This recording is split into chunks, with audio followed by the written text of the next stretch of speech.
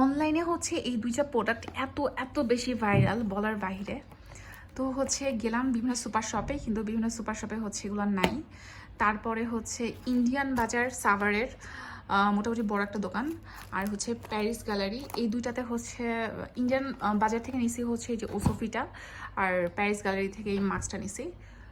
তো জানি না এগুলো অরিজিনাল কিনা, কিন্তু তারা বললো এগুলো 100% অরিজিনাল।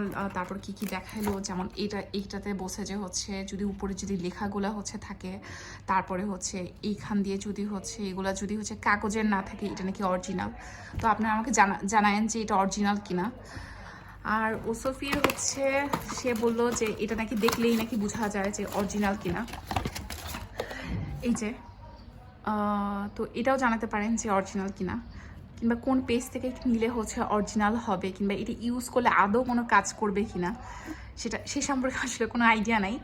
আমি হচ্ছে এটা 1 সপ্তাহ ইউজ করে দেন আপনাদেরকে রেজাল্ট জানাবো। তো 1 সপ্তাহ পর্যন্ত হচ্ছে আমার সাথে ওয়েট করেন আর দেখেন যে আসলে কোনো উপকার হয় কিনা। আর হেয়ার মাস্কটাও আমি হচ্ছে 1 সপ্তাহ ইউজ করব। আপনারা যারা আমার এর আগের ভিডিও দেখছেন তারা দেখছেন যে আমার চুল মাশাআল্লাহ অনেক লম্বা, প্লাস হচ্ছে অনেক হেলদি। তো তারপর আমি এটা ইউজ করব, করার পর হচ্ছে আপনাদেরকে জানাবো যে আসলে কতটুকু কাজ করে। তো 1 সপ্তাহ পর্যন্ত আমার সাথে ওয়েট করেন।